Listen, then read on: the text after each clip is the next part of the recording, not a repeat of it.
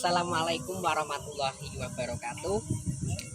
Kali ini saya akan menceritakan sejarah dunia, dan yang berkaitan sekali dengan sejarah abad pertengahan adalah sejarah Mongolia. Bangsa Mongolia ternyata tidak hanya menyerang wilayah-wilayah kekuasaan Islam atau Darul Islam di kawasan-kawasan Timur Tengah, tetapi juga menyerang kawasan-kawasan Eropa, lebih tepatnya Eropa Timur, yaitu dimana ketika itu pasukan Mongol berhasil mengalahkan pasukan Rusia, pasukan Rusia yang saat itu dipimpin oleh para pangeran dari Kievan Rus dan para adipati-adipati lainnya, dan mereka berhasil dikalahkan pada tahun 1223 di dekat sungai Kalka yang disebut dengan The Battle of Kalka River. Berlanjut tahun 1227 ketika pemimpin agung Mongol Genghis Khan wafat, maka kemudian terjadi krisis kekosongan kekuasaan sementara, hingga akhirnya pada tahun 1229 atau 2 tahun setelah kematian Genghis Khan, dipilihlah Ogoday sebagai anak tengah dari Genghis Khan. Ogoday ini dia menjadi Khan Agung yang berkuasa dari tahun 1229 hingga tahun 1241. Khan Ogoday lalu melanjutkan penaklukan yang sudah dirintis oleh ayahnya yaitu Genghis Khan ke barat, yaitu ke Eropa.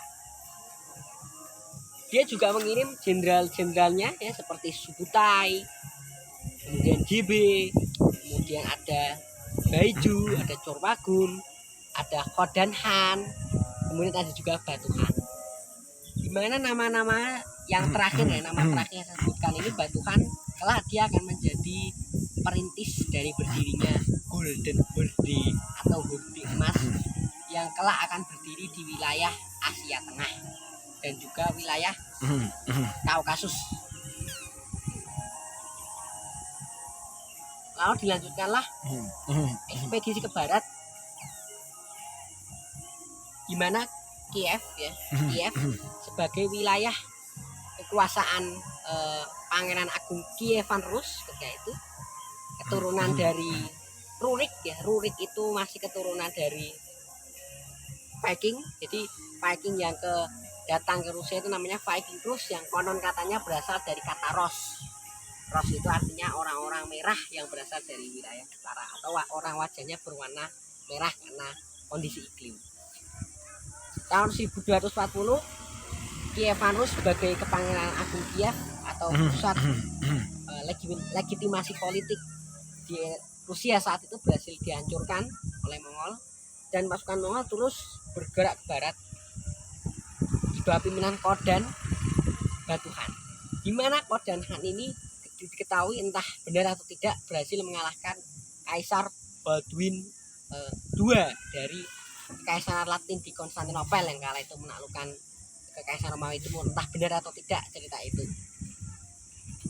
Kemudian tahun 1241 pasukan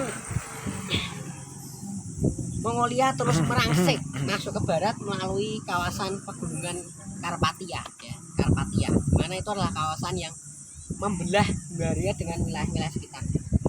Di mana pada saat itu Raja Hungaria dipimpin oleh Raja Bela IV yang kebetulan dia membela bangsa Cuman atau bangsa Kuman yang ketika itu juga sedang dibunuh Mongol, sehingga ini menjadi alasan saat itu ada Han Koten Han Cuman ketika itu berlindung dengan Mongol, sehingga Raja Bela IV ini kemudian dalam pertempuran di Mohi tahun 1241 ini Mongol berhasil mengalahkan Hungaria, dan Raja Bela melarikan diri ke Kroasia, tapi tidak dikejar oleh Khodan Han yang saat itu akhirnya memilih pulang. Nah, kemudian ternyata ada yang berhasil mengalahkan, yaitu keponakannya, yaitu Count Frederick of Babenberg, Adipati Babenberg, yang ketika itu dari rumah suci yang berhasil mengalahkan pasukan. invasi Mongol untuk sementara ke barat berakhir pada tahun 1241 yang oleh para sejarawan ya, baik sejarawan masa kini maupun sejarawan Bahla itu mereka meyakini berhentinya serangan Mongol ke barat ya atau ke wilayah Eropa itu disebabkan oleh kematian Ogodai yang secara tiba-tiba pada tahun 1241 sehingga para panglima perang kerajaan dan orang-orang istana kekaisaran harus kembali ke Karakorum untuk melaksanakan Kuriltai atau kalau di Indonesia itu pemilihan umum, istilahnya di sana namanya Kuriltai. Terima kasih, semoga bermanfaat. Jangan lupa like, share, subscribe. Terima kasih. Assalamualaikum warahmatullahi wabarakatuh.